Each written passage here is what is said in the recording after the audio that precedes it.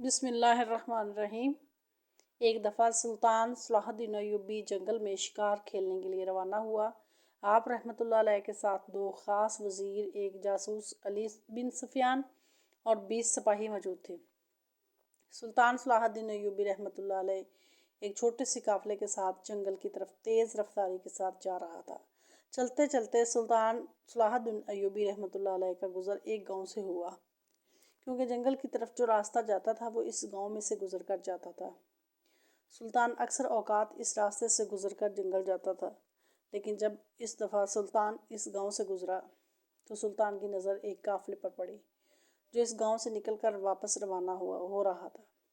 سلطان نے اپنا گھوڑا روک دیا اور اپنے سپاہی کو حکم دیا کہ جا کر معلوم کرو کہ یہ قافلہ کس کا ہے اور یہ اس چھوٹے سے گاؤں میں آخر کیا کرنے آئے تھے۔ چند لمحوں بعد سپاہی واپس آیا اور سلطان صلاح الدین ایوبی رحمۃ اللہ علیہ کو بتایا کہ سلطان معظم، یہ ہمارے پڑوسی بادشاہ کا قافلہ تھا۔ اس کے ساتھ 100 سپاہی کا دستہ، چند وزیر اور بادشاہ اور شہزادی تھی، اور شہزادی بے ہوشی کی حالت میں تھی۔ یہ سن کر سلطان نے کہا، کیا مسئلہ ہوا ہے؟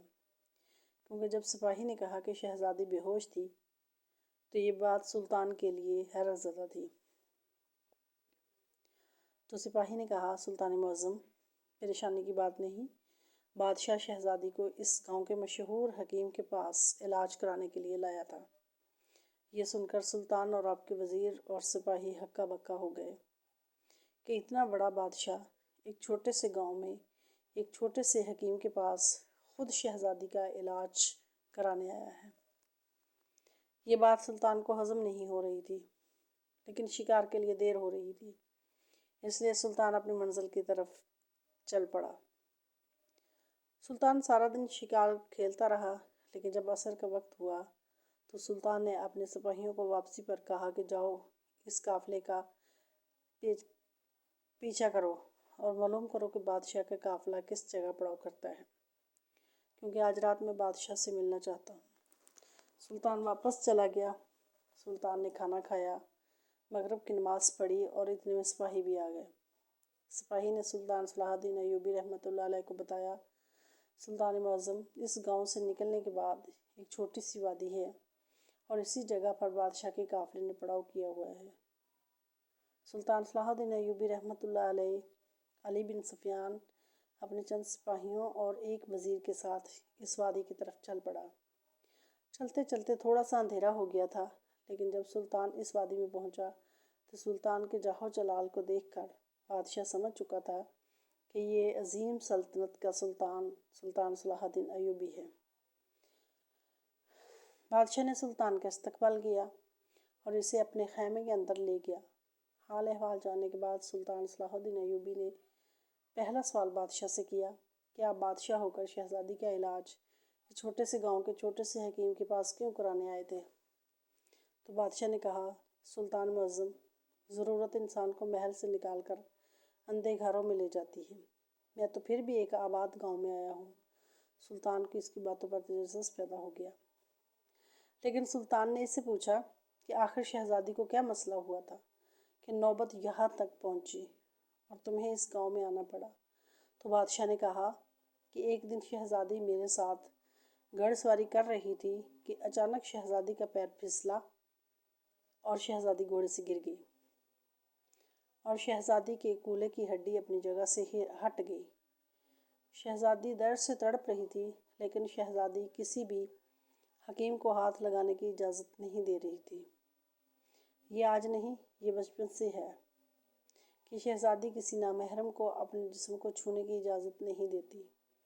ملکہ نے اپنے طور طریقے سے پوری کوشش کی، محل کی تمام کنیزوں نے بھی پوری کوشش کی، لیکن شہزادی صحت یاب نہ ہوئی۔ دن بدن شہزادی کمزور ہو رہی تھی، لیکن کوئی بھی حکیم ایسا نہ ملا جو بغیر شہزادی کو چھونے اس کا علاج کر سکے۔ جب یہ بات ہمارے ملک میں پھیلی تو پیغام رسانوں سے خبر ملی کہ آپ کے سلطنت کے گاؤں میں ایک حکیم صاحب رہتا ہے جو بغیر مریض کو چھونے اس کا علاج کرتا ہے۔ یہ سن کر میں نے اپنا سپاہی اس حکیم کے پاس بھیجا کہ فلاں بادشاہ آپ کو بلا رہا ہے۔ تو اس بزرگ حکیم نے جواب میں کہا کہ میں اپنے سلطان کے علاوہ کسی بادشاہ کے حکم کو نہیں مانتا۔ اگر ضرورت تمہیں تمہیں میرے پاس چل کر آنا پڑے گا۔ میں حکیم صاحب کے جواب سے ہی سمجھ گیا کہ یہ کوئی حکیم عام حکیم نہیں، اور میں شہزادی کو لے کر اس حکیم کے پاس پہنچا تو سلطان صلاح الدین نے پوچھا، حیرانی کی بات یہ ہے کہ اس حکیم نے بغیر شہزادی کو چھونے اس کا علاج کیسے کیا؟ بادشاہ نے کہا کہ ہمیں اس گاؤں میں آتے ہوئے 3 دن ہو گئے ہیں۔ جب ہمارا قافلہ یہاں پہنچا تو سب سے پہلے حکیم صاحب نے کہا کہ ایک سپاہی کو بھیجو اور جا کر جنگل سے ایک صحت مند بھینس پکڑ کر لانے میں نے اپنے سپاہیوں کو بھیجا اور سپاہی ایک صحت مند بھینس لے کر آ گئے۔ میں نے حکیم صاحب سے پوچھا کہ آخر بھینس سے میری بیٹی کا علاج کیسے ہوگا؟ تو حکیم صاحب نے کہا کہ حکیم میں ہوں، لہٰذا مجھے میرا علاج کرنے دیجیے۔ پھر حکیم صاحب نے کہا، تمہیں 2 دن انتظار کرنا پڑے گا۔ ہمارے پاس انتظار کرنے کے علاوہ کوئی چارہ بھی نہیں تھا، لہٰذا ہم پہلے بھی اس وادی میں قیام کر چکے ہیں۔ ادھر حکیم صاحب نے اپنے شاگردوں کو حکم دیا کہ 2 دن تک اس بھینس کو نہ ہی پانی پلانا اور نہ ہی چارہ کھلانا۔ حکیم صاحب کا حکم سن کر شاگردوں نے کہا کہ اگر اس کو 2 دن تک کچھ بھی نہ کھلایا پلایا تو یہ بھینس بھوک اور پیاس سے مر جائے گی۔ لیکن استاد کا حکم تھا اور انہوں نے حکم کی تعمیل کی۔ آج صبح ہم اس گاؤں کی طرف چل پڑے اور حکیم صاحب کے پاس پہنچ گئے۔ حکیم صاحب نے اپنے 2 آدمیوں کو کہا کہ جاؤ اور بھینس کو کھول کر لاؤ۔ جیسے ہی سپاہی بھینس کو کھول کر لائے تو حکیم نے حکم دیا کہ شہزادی کو اس بھینس کے اوپر بٹھا دو۔ میں نے شہزادی کو اپنے ہاتھوں سے اٹھا کر بھینس کے اوپر بٹھا دیا۔ اب حکیم صاحب نے کہا کہ اس کو دونوں پیروں سے بھینس کے پیٹھ کے نیچے سے شہزادی کے آپس میں پیروں کو باندھ دو۔ میں نے اس کے پیر باندھ دیے۔ اب حکیم صاحب نے گائے کے سامنے پانی رکھا اور اس میں نمک ڈال دیا۔ بھینس 2 دن کی پیاسی تھی، اس نے بڑے زور سے پانی پیا اور نمک زیادہ ہونے کی وجہ سے شدت پیاس کی بڑھ گئی۔ اس کے بعد بھینس بھوکی تھی اور اس نے پیٹ بھر کر کھانا کھایا تو بھینس کا پیٹ پھولنے لگا، اور بھینس کے پیٹ پھولنے کی وجہ سے شہزادی کی کمر پر تناؤ پڑنے لگا، اور تناؤ اتنا زیادہ پڑا کہ درد کی شدت سے شہزادی بے ہوش ہو گئی۔ اب حکیم صاحب نے کہا کہ اپنی بیٹی کو بھینس سے اتار دو۔ اب شہزادی ٹھیک ہو گئی ہے، اور اس کے بعد اس نے کہا کہ بھینس میں اپنے پاس رکھوں گا۔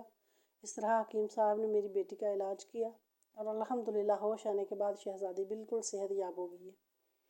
سلطان صلاح الدین ایوبی نے بادشاہ کو خدا حافظ کہتے ہوئے سیدھا اور حکیم صاحب کے پاس کیا اور اس کو اپنے گھوڑے پر بٹھایا، اپنے دربار میں لے گیا اور اس کو اپنا شاہی حکیم مقرر کر دیا، اور دیکھتے ہی دیکھتے وہ حکیم سلطان صلاح الدین ایوبی کی سلطنت کا مشہور ترین حکیم بن گیا۔